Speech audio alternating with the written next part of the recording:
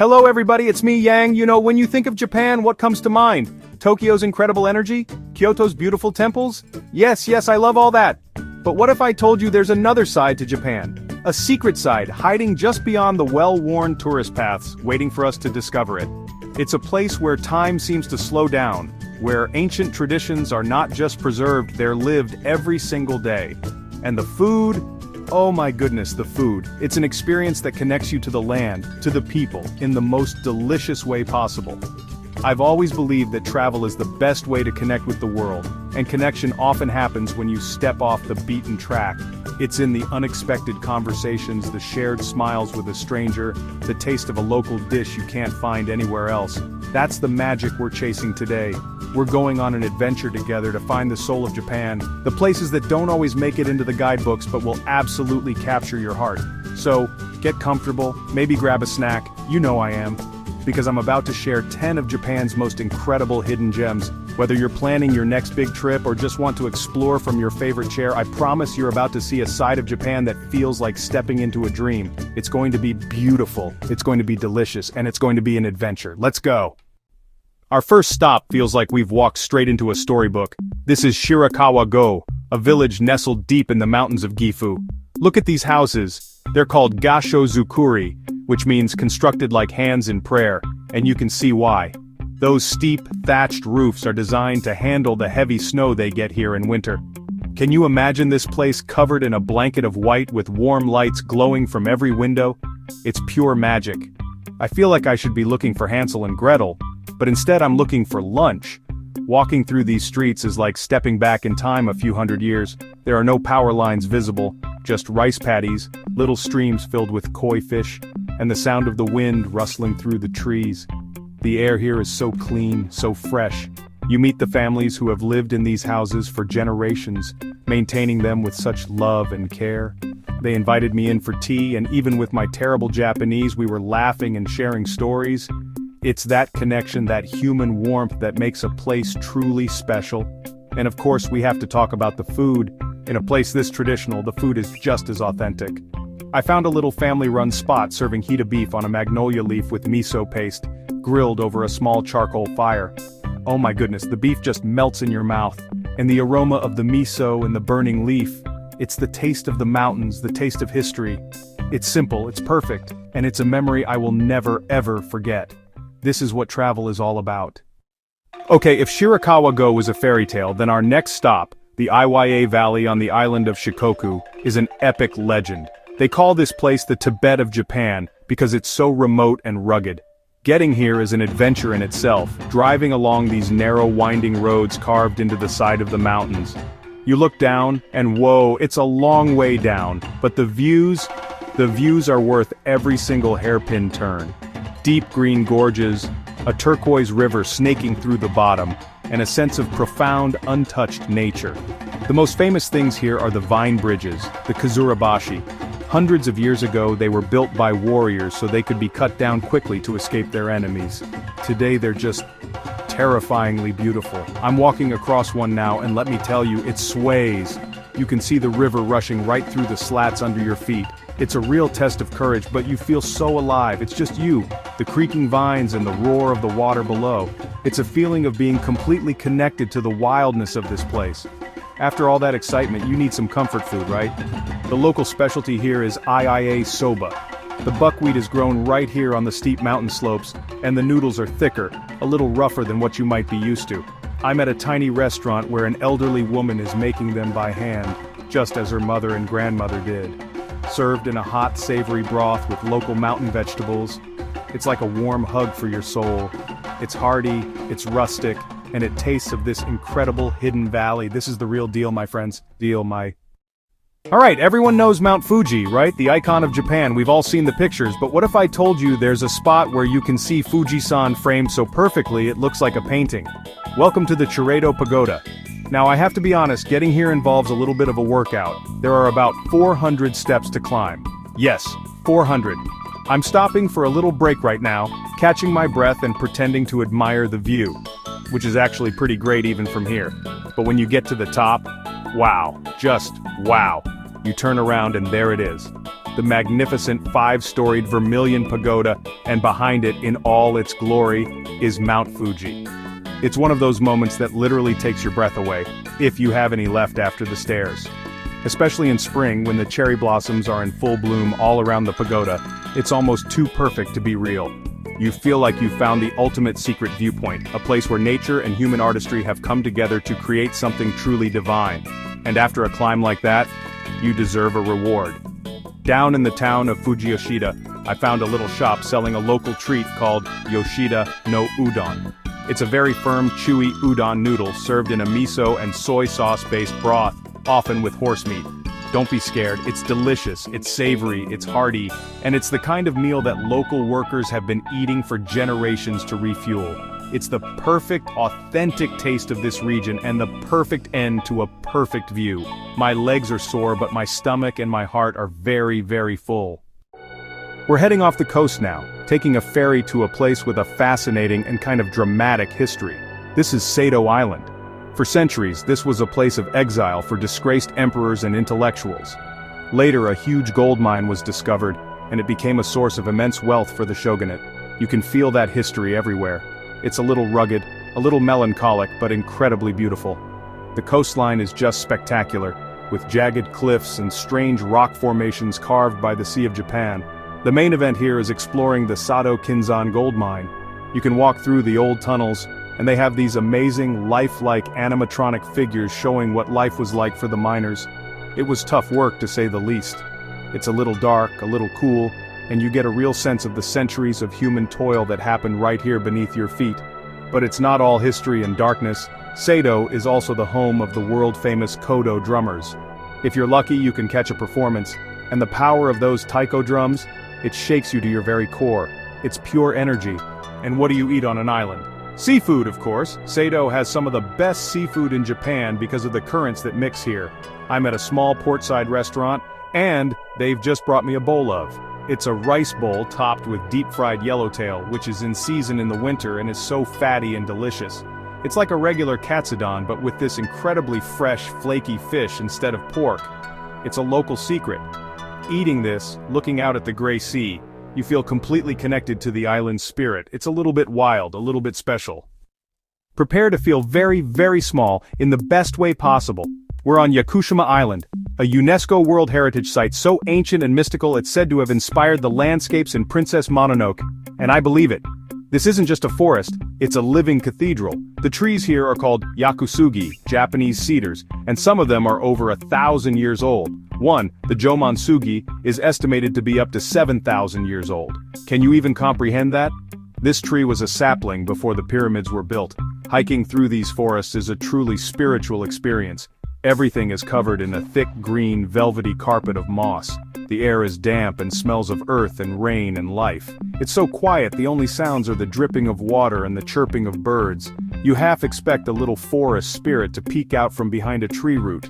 It makes you realize your own place in the grand scheme of things. It's humbling and profoundly peaceful. I just want to sit here and absorb it all. This is nature's masterpiece. After a long hike you need to refuel, and Yakushima has its own unique culinary delights. The specialty here is flying fish, or tabayo. They catch them right off the coast and they prepare them in all sorts of ways. I'm trying the tabayo karaage, whole fried flying fish. It looks amazing with its wings spread out. It's crispy, salty, and you can eat almost the whole thing, bones and all. Paired with a glass of shochu made from local sweet potatoes, it's the perfect island meal. It's food that comes from the land and sea around you. It's simple, sustainable, and absolutely delicious. We're going from the Cathedral of Nature to a man-made spiritual sanctuary. We're high in the mountains of the Ki Peninsula at Koyasan, the center of Shingon Buddhism in Japan. This isn't a single temple, it's a whole town of them. For over 1,200 years this has been one of Japan's most sacred sites, and you feel that sacred energy the moment you arrive. The air is filled with the faint scent of incense and the sound of chanting from the temples. It's a place that asks you to slow down, to be quiet, to reflect. The most incredible experience here is staying overnight in a temple lodging. You sleep on a futon in a traditional tatami mat room and you live for a day like a monk. I'm talking about waking up at dawn to attend the morning prayer ceremony, sitting there in the chill of the morning listening to the monks chant their sutras, the sound vibrating through the wooden hall. It's a powerful and deeply moving experience, whether you're religious or not. It's a glimpse into a world of profound devotion and discipline. And the food, the monks eat a type of vegetarian cuisine called, it's all based on balance and simplicity, using seasonal vegetables and tofu. But don't think it's boring. What they brought me was a beautiful tray of small, artfully arranged dishes. There was creamy sesame tofu, light and crispy tempura vegetables, savory simmered dishes, and delicate pickles. Each bite is a new texture, a new flavor. It's clean, it's healthy, and it makes you appreciate the ingredients in a whole new way. It's food that nourishes the body and the spirit. What an amazing experience. Okay, I know what you're thinking. A desert. In Japan? It sounds impossible, right? But here we are, at the Tottori sand dunes, and I promise you, this is real. It's a massive expanse of sand stretching for miles along the coast of the Sea of Japan. One minute you're in lush, green Japan, and the next, you feel like you've been transported to the Sahara. The scale of it is just mind-boggling. I'm climbing to the top of the biggest dune right now, and wow, it's a workout. For every 2 steps forward, you slide 1 step back. When you finally reach the top of the main dune, the view is, honestly, breathtaking. On one side, you have this endless, undulating landscape of golden sand, with ripples carved by the wind. On the other side, the deep blue of the Sea of Japan. It's such a surreal and beautiful contrast. People are sandboarding down the slopes, riding camels, yes, camels in Japan, or just sitting and watching the landscape change as the sun moves across the sky. It's a natural playground, a geological wonder that feels completely out of place, and that's what makes it so special. After all that sand and sun, I'm definitely ready for a local specialty. Tottori is famous for its pears called, but it's also famous for its seafood. I found a place that serves something called a bowl of rice topped with a mountain of fresh local seafood. We're talking crab, squid, shrimp, all caught right here. The squid is so fresh it's almost translucent. It's sweet, it's briny, and it's the perfect refreshing meal after a day in the desert. It's the taste of the sea right next to this incredible sea of sand. Only in Japan. If you love the beauty and culture of Kyoto but want to escape the biggest crowds, have I got the place for you? Welcome to Kanazawa. This city was one of the wealthiest in Japan during the Edo period, and because it was spared from bombing during World War II, its historic districts are perfectly preserved. It's like a living museum. You can wander through old samurai districts with their mud walls and beautiful wooden houses, and really imagine what life was like hundreds of years ago. It has all the charm and elegance of Kyoto, but with a more relaxed, intimate feel. The highlight for me is Kenrokuen Garden, which is considered one of the 3 most beautiful landscape gardens in all of Japan, and they are not kidding, it's stunning. Every tree, every stone, every pond is perfectly placed. There are ancient pine trees held up by ropes to protect them from the snow, meandering streams, and a beautiful tea house where you can sit and have a cup of matcha. It's a place of incredible harmony and peace. I could spend all day here just walking around, finding new little details to fall in love with. But Kanazawa is not just about history. It's a city famous for its gold leaf and its incredible food. A huge percentage of Japan's gold leaf is made here, and they put it on everything. I'm about to eat a soft-serve ice cream cone completely covered in a sheet of edible gold. It feels so decadent. And for something more substantial, the seafood from the nearby Sea of Japan is top-notch. I'm at the Omicho Market, a bustling place filled with vendors shouting and selling the freshest fish. A plate of local sushi here with fatty nodoguro, rosy sea bass, is just heavenly. A city of gold and great fish, what's not to love? We're heading way up north now, to the island of Hokkaido, to a city with a completely different feel. This is Otaru, a port city that was a major herring fishing and trade hub in the late 19th and early 20th centuries. It has a very romantic, almost European atmosphere, especially along the famous Otaru Canal. These old stone and brick warehouses that line the canal have been converted into museums, shops, and restaurants. At dusk, they light up the old-fashioned gas lamps along the walkway, and the whole place just glows. It's incredibly charming. Strolling along the canal, you feel the history of this once booming port. You can almost hear the ghosts of the fishermen and merchants. The city is also famous for its glasswork. There are studios everywhere where you can watch artisans craft beautiful glass floats, glasses, and art pieces. And for someone with a sweet tooth like me, Otaru is paradise. It's known as the dessert capital of Hokkaido. There are famous cheesecake shops and chocolate factories, and the streets are filled with the sweet smell of baking. I think I found my happy place. Of course, being a port town, the seafood is a must, but I'm going for the king of Hokkaido seafood bowls, a massive uni ikuradon.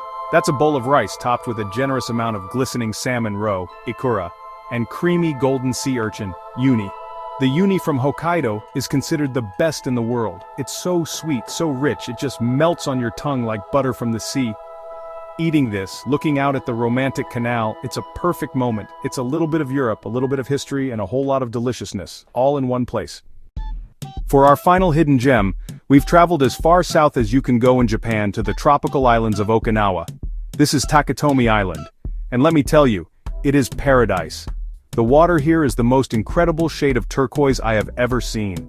The beaches are pure white sand, but this isn't just any beach resort. The entire island is like a preserved village. The houses all have traditional red-tiled roofs with lion dog statues or shisa on top to ward off evil spirits. The roads are made of white sand, and the main mode of transportation, the water buffalo cart. That's right, I'm on a cart being pulled by a very large, very gentle water buffalo right now. The driver is playing a 3-stringed Okinawan instrument called a sanshin and singing local folk songs. It's the most relaxing, charming, and wonderfully slow-paced tour I have ever been on. As you ride through the village, past walls made of coral stone and brilliant pink bougainvillea flowers, you feel like you've completely disconnected from the modern world. It's a place that runs on island time in the best possible way, and the food here is totally different from mainland Japan. It's Okinawan or Ryukyuan cuisine. I'm trying a dish called Goya Chanpuru, which is a stir-fry of bitter melon, tofu, egg, and pork. Bitter melon is definitely an acquired taste, but it's supposed to be incredibly healthy. They say it's one of the reasons Okinawans live so long. I'm also having some umibudo, or sea grapes. They're a type of seaweed that looks like tiny green grapes, and they pop in your mouth with a burst of salty ocean flavor. It's unique, it's healthy, and it's the perfect taste of this tropical paradise. What a way to end our journey. And just like that, our journey through Japan's hidden gems comes to an end. From the snowy fairy tale of Shirakawa-go to the tropical paradise of Takatomi, what an adventure it's been. We've seen that Japan is a country of incredible contrasts and endless surprises. There's so much beauty, so much history, and so much delicious food waiting just around the corner if you're willing to look for it. I hope this trip has inspired you to add a few of these magical places to your own travel bucket list. Or maybe it's just given you a new appreciation for the depth and diversity of this amazing country. The world is a big, beautiful book, and it's meant to be read. Travel is what turns the pages for us, introducing us to new characters, new flavors, and new ideas. It connects us. And that's what it's all about, right? Connection. Now I want to connect with you. Please tell me in the comments below what's your favorite hidden gem. It could be from this list, or a secret spot you've discovered somewhere else in the world. I read all the comments, and I love hearing your stories. Thank you so much for coming on this adventure with me today. I had the best time sharing these places with you. If you enjoyed our trip and want to join me for more immersive travel and of course more food, please make sure you subscribe to the channel and turn on notifications. Because there's always another trip to plan, another meal to eat, and another friend to make along the way. Until next time, stay hungry for adventure. Bye, everybody.